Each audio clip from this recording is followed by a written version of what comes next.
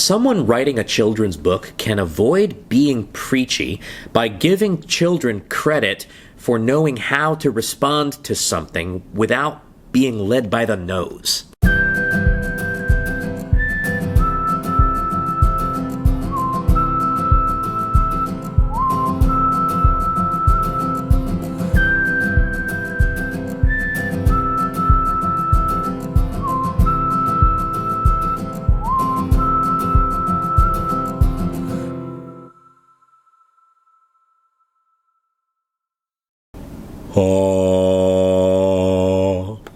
Hello everyone, you are watching YouTube. I'm Isaac and this is 10,000 Pretty Good Books, the channel for parents who want to help their small children develop good taste in reading.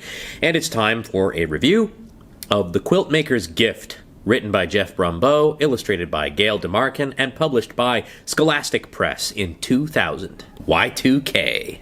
Up in the blue misty mountains lives an old quiltmaker who makes the most beautiful quilts of all time. Some say she is magic.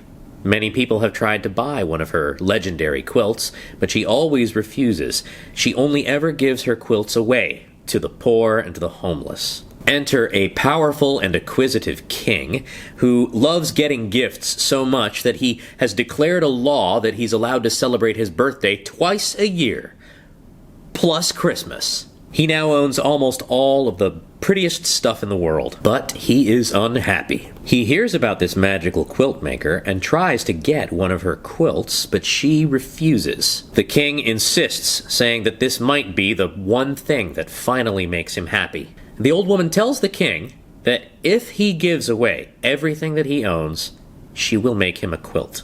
Not a chance! The angry king tries several cruel tactics to force the old woman to do his will, but in each new dangerous situation, the old woman's kindness and generosity and resourcefulness save her. She repeats her offer to the king. The king says he couldn't possibly give away all of his things. They are so beautiful and so wonderful, and he loves them. The old woman asks him, if they don't make you happy, then what good are they? And then the king makes the decision to begin giving away his treasures. We're only halfway through the plot. I won't give away how the rest of it turns out, but you will not be disappointed. Before I get to my commentary, please take a moment to like this video and subscribe to the channel. What if I review the best book ever in the next video? Okay, back to the review. The difference between preaching to someone and being preachy is a lot like the difference between moving someone and being sentimental. Spend any amount of time reading about the topic of children's books or writing for children, and you will see endless warnings about not preaching to children. At all costs, children will react to your preaching like broccoli and turn up their noses at your book, which was meant to be good for them. So don't do it. Feels like being preached at. Good preaching is awesome. It's rare, but it's invigorating and enjoyable, almost especially when it hits home and kind of hurts a little bit. It's also exciting to the young because it gives them some solid food and something that they can latch onto. And to borrow from Ted Kooser, a poet I enjoy very much, someone writing a children's book can avoid being preachy by giving children credit for knowing how to respond to something without being led by the nose. This book does that brilliantly. You could say it has a message, sure, absolutely, but it's a successful book because it's just a really good folktale-like, humorous and joyful story. And by being a good story, it can preach some serious keep it forever type truths to children, such as just like there are things the poor cannot have, so there are some things that the rich cannot have. Or being good will not always feel good, especially not right away. Or that it's possible for someone to have lots of pleasure and no satisfaction. It does this book a disservice just to say that it's about sharing, or even about being generous. This book tells the truth about the spiritual result of giving away your possessions. Cast your bread upon the waters, for you will find it after many days. The pictures. The watercolor illustrations by Gail Marcken are fantastic. They are lavish, detailed, and rich. There is so much to look at on each page.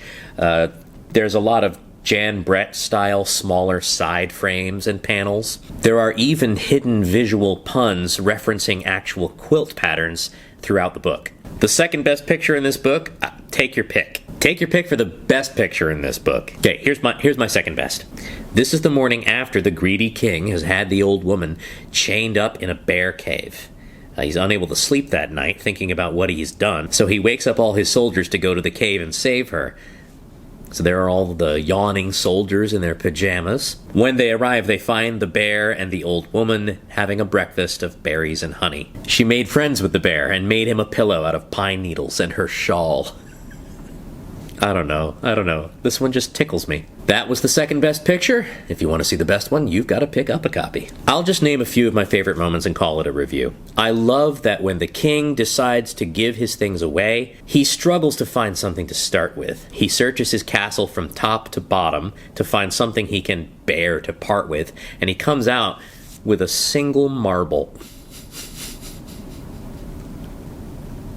It's so stingy and so true to how hard it is to be generous, to be good in general. He starts as small as possible, but the boy to whom he gives the marble smiles so brightly that he goes back to look for something else to give away. Significantly, the king does not start to feel better or even smile until he has given quite a bit more valuable things away, which I appreciate. It's such a lie, and kids know it, to act like it just automatically feels good to share your toys or let someone else have the first turn. Feeling has little intrinsic connection to the habit of goodness, especially if the feelings are not well ordered. One more moment.